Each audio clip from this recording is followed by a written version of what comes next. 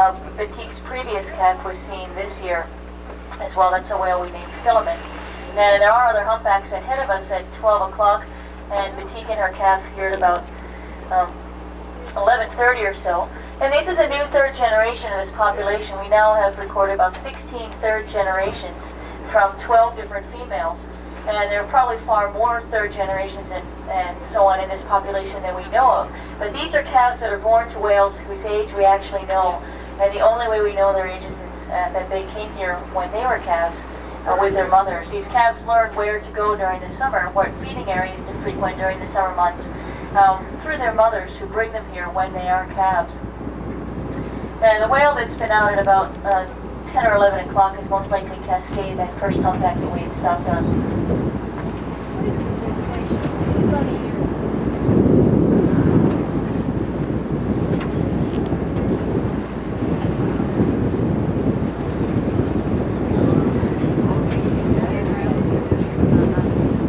Maybe don't know better. That's the calf that's still on the surface here at about 1 o'clock. Just moving along very slowly. And there's Batique. And the gestation period is about a year for humpback whales. And the region where they both breed and calf is essentially one and the same. That's down in the West Indies. And soon, within the next month or two, the humpbacks will, for the most part, have all left this area and begun their migration down to the West Indies. It's where they spend their winter months. And that's where both breeding and calving takes place. This whole calf was conceived somewhere down in the West Indies, whether it was Puerto Rico or perhaps the Dominican Republic, during the winter of 1990, and then was born down there during this previous winter, sometime between January and March.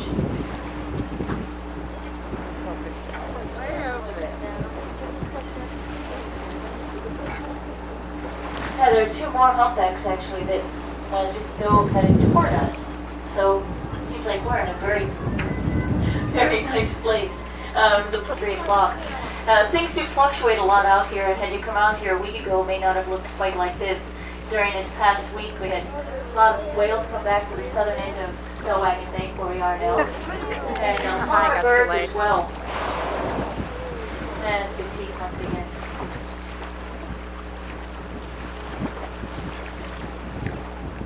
But as you look about and you see gannets, we've also got kittiwakes and gulls, and there was a Jaeger flying by, and all this whale activity.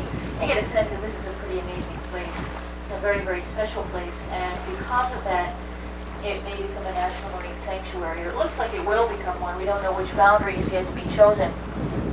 That was a process that began way back in 1983, when the Center for Coastal Studies and Defenders of Wildlife first nominated this area as a national marine sanctuary, and we're very close to seeing that actually realized. It's in the final stages of the designation. The final environmental impact statement and management plan are being written, essentially as I speak. I was going to say as we speak, but I'm the only one really talking now. But they are. And what that'll do is not put walls up around this place, as that really wouldn't work out here, and it's not what we'd hope to have occur in this area. But what we would like to see, and what should occur through sanctuary status, is increased protection for this area, and also increased education of the public about this area. It's also a very, very important fishing ground, and as fishing is a very important component of the coastal communities here, that will continue, and we hope we can continue to protect this area not only for fishing, but also for the whales that come here to feed and bring their young here. Well, Mike would be, if the New Hampshire would be a good person to play. Now we're now sitting right between the two pairs of whales. We've got Batique and her calf on the left side of the boat, and the other pair that's moving in, coming in at about 1 or 2 o'clock.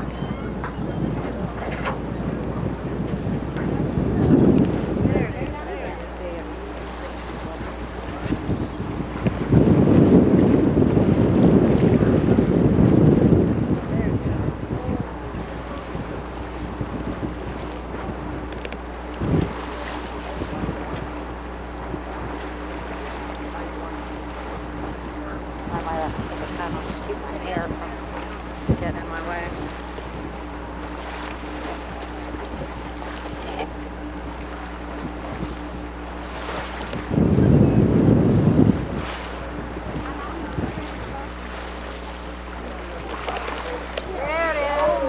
battle too.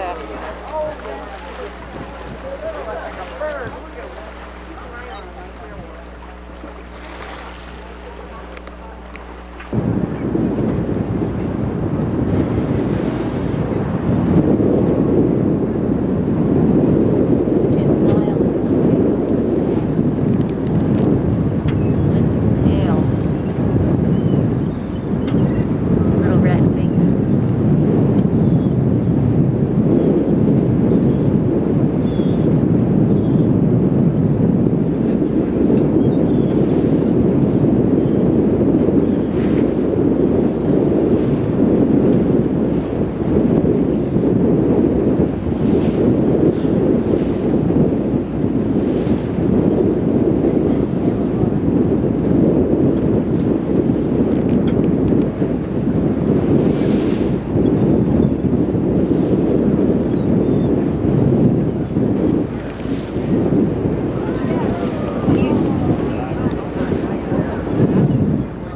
I think that might be Samovar.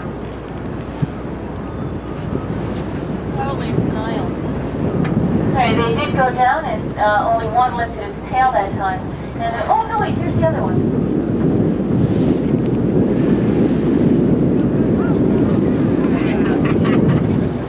Now I still have Batik and her calf moving right across here at about 11:30. Two are known humpbacks. Now, the one that just surfaced and lifted its tail is another known age animal. Actually, it's a whale named Nile, named for a very striking mark on the underside of its tail that looks sort of like the Nile River, but that's just the mark for which it's named. And that's also, as I mentioned, a known age animal, the 1987 calf of a whale named Mars. The other one is not of known age, just showed up here, I believe, last year or the year before for the first time, a whale named Samovar. And again, just ahead of us is Batik and her calf.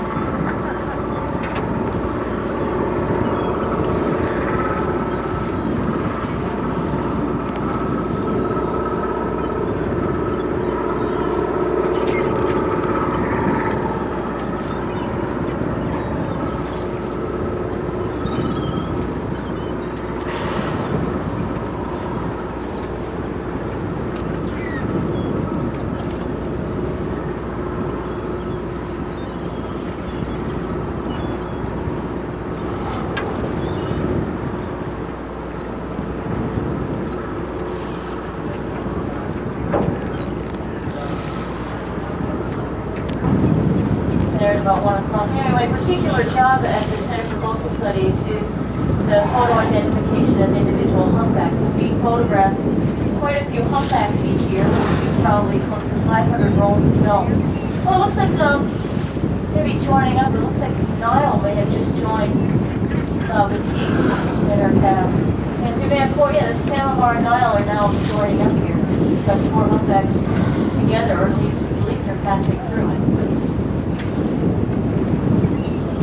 Anyway, I have a lot of practice in looking at these different individuals, and it takes practice in just getting used to looking at individual markings. See Nile there with a very quick dorsal, but yeah, they're not really joining up, they're just passing by. It looks like.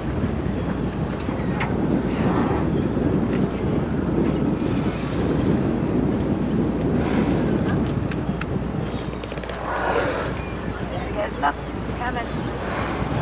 A little piece of one. Come on, this one. Good thing I didn't have it cocked the whole way. Oh, I got it. All right.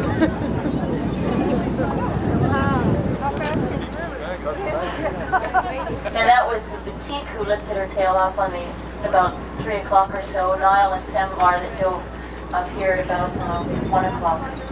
We could visit in a dolphin in it.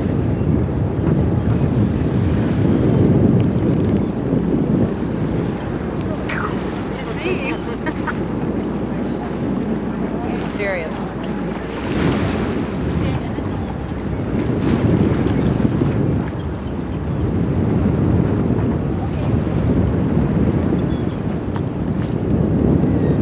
We're going to wait for these guys to surface one more time and get another look at them, and then do a little more searching and see what other whales may be in this area.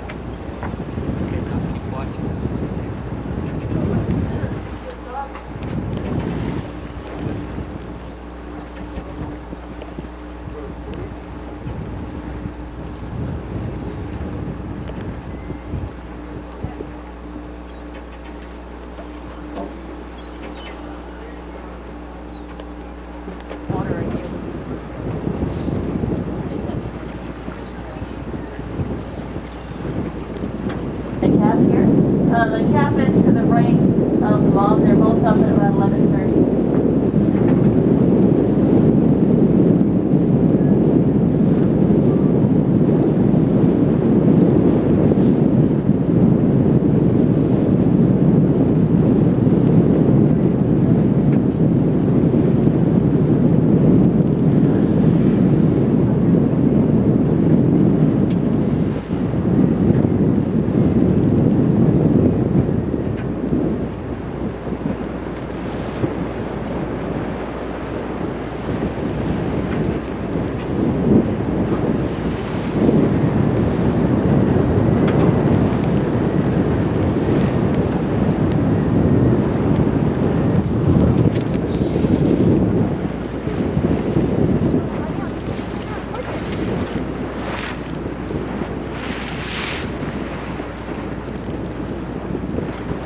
Cap is the one that's closer to it since a lot of white marks on the dorsal fin. It's moving along very, very slowly. The mom is a whale by the name of Cardew. We've seen her now since 1982. And this may actually be the fourth calf that we've seen her with.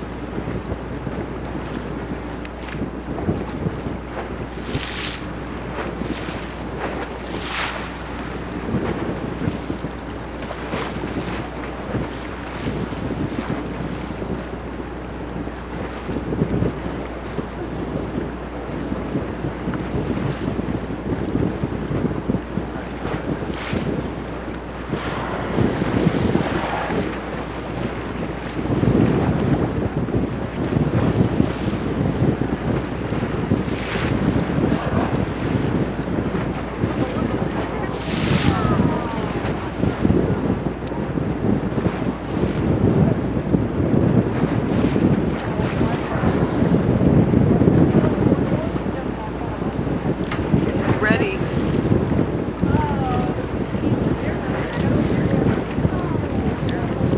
And they both went down on dives. So it's beautiful.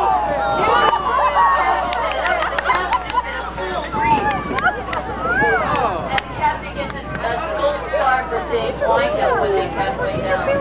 No, it's beautiful. Little spinning head breach on the part of that cat.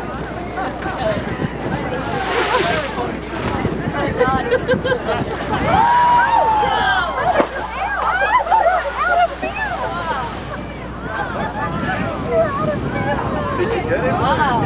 Did you get it? You got both of them, didn't you?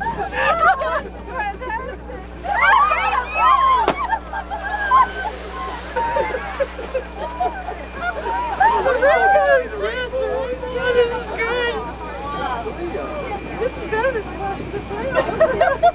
This is better than SeaWorld. Real life. This is fantastic. It happens sometimes.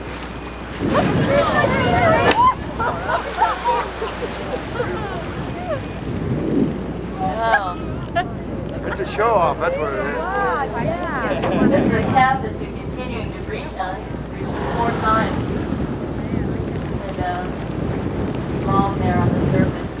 Cardew's calf was now somewhere between 8 and 10 months of age.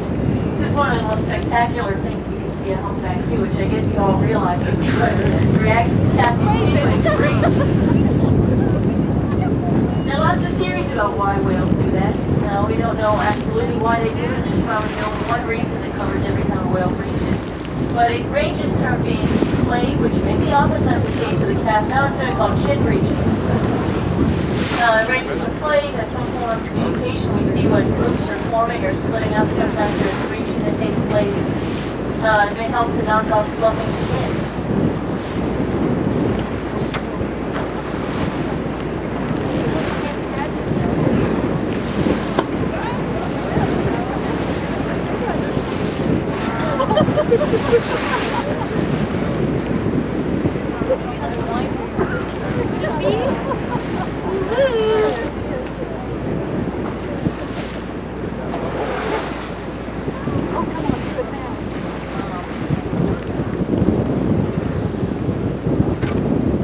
Cardew, who's fairly close to us here. It's actually the fifth cap that we've seen her with. She had her first cap that we know of back in 1982. Other cap reaching again.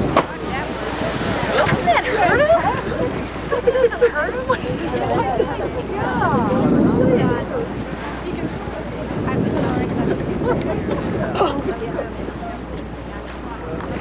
This is just like American Pie. I see what she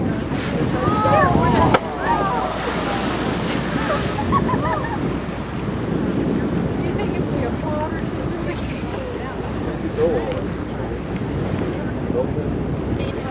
I can recognize who it is. Not all of them, a lot of them. How close do they come to the Just about as close as they come. Sometimes they get a little, but when they're breaching,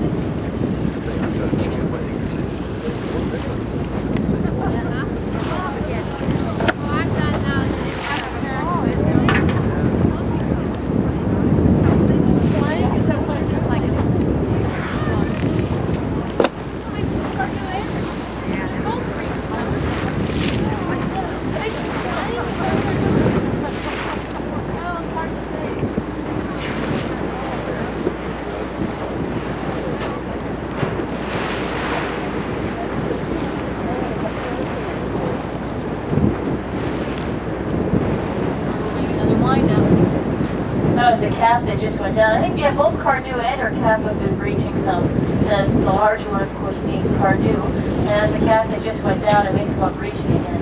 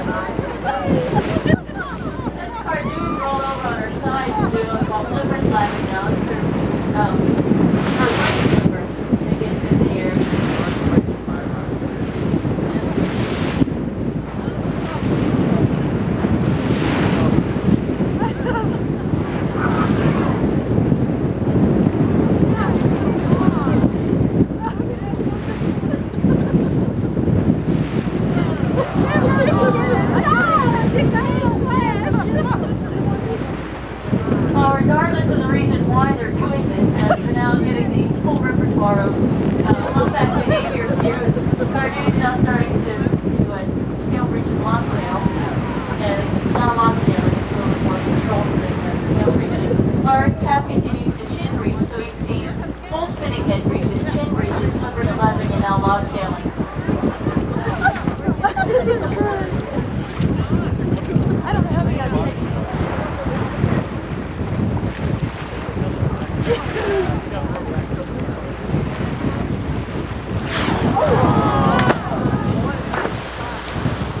There was two different wheels.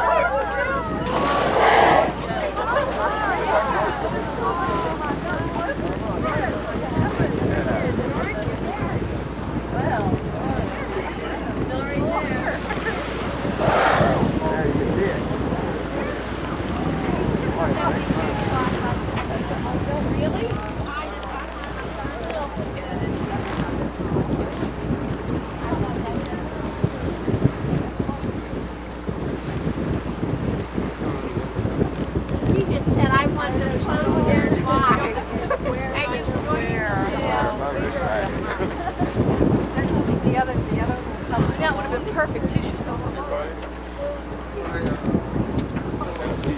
change it on the roll. Hector,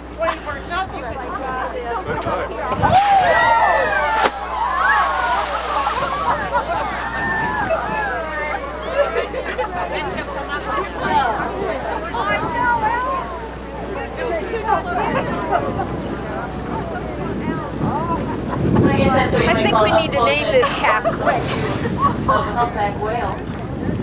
And new carcass on the surface is out about 3 miles. Yes. And her calf.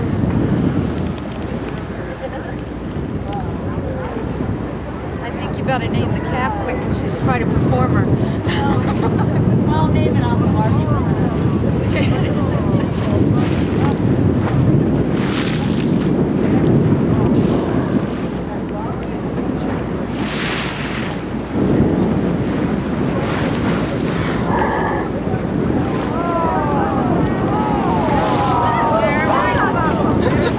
Very nice. Now we're going to Clinico.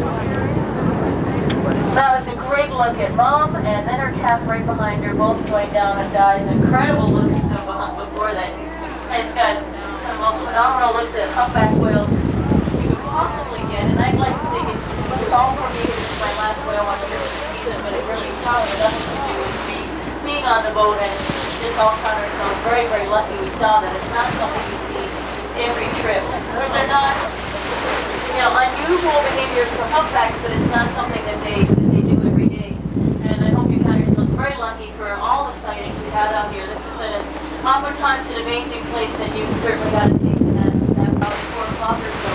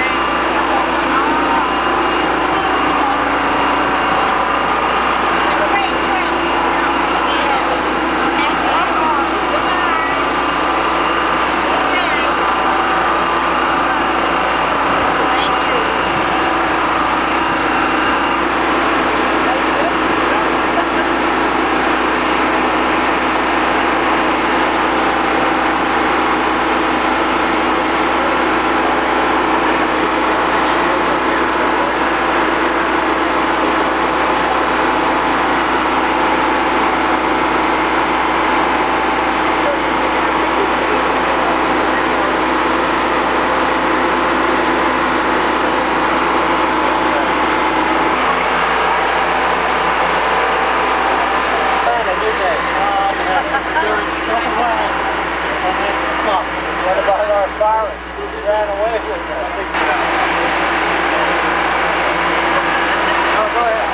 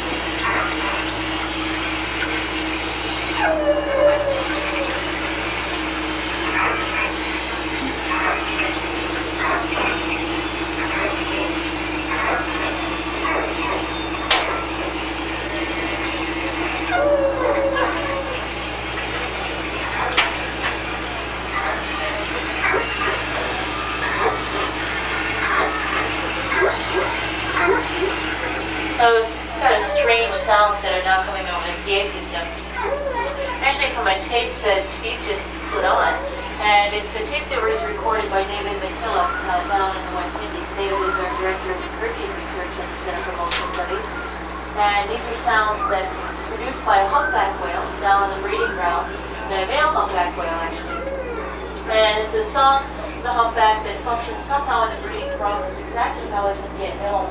But it may be either to attract females or to set up territories amongst the males. But it really is an incredible sound. It truly is a song made up of a series of themes and phrases that are repeated over and over again.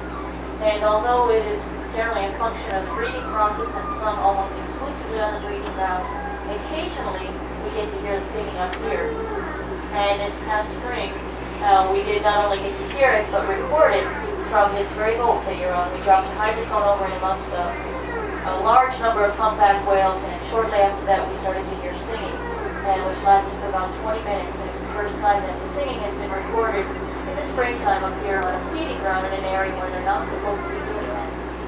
Anyway, we'll be coming into the harbor in just a moment, and before we do that, we'll need to clear at least part of the left rail. To the rear of the boat we have to clear, as well as the area around the two posts just behind the bowsprit, and that's so the lines can be secured when we come to the bow.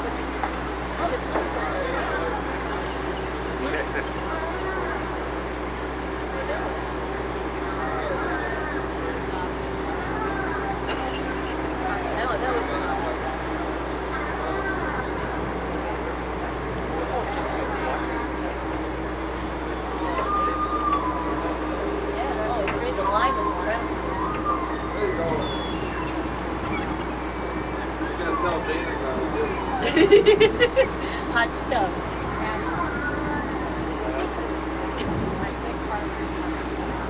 As you're approaching the boat, I'd like to thank all of you for coming out on this trip. This was an incredible whale watch trip, and I think it's a great way to end the whale watch season, and I'm glad that you guys got to come out today.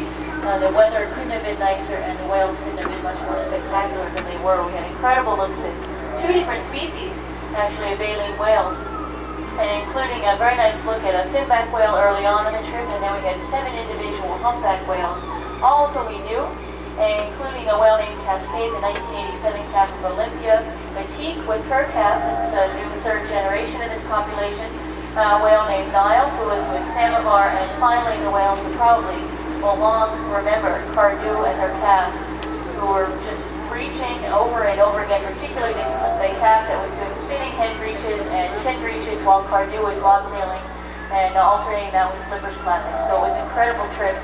Thanks for joining us, and thanks also for helping to support our research. Your support really does make a big difference. Spring is on, and finally thank you for signing that petition, and I hope you enjoy the rest of your stay here in Provincetown.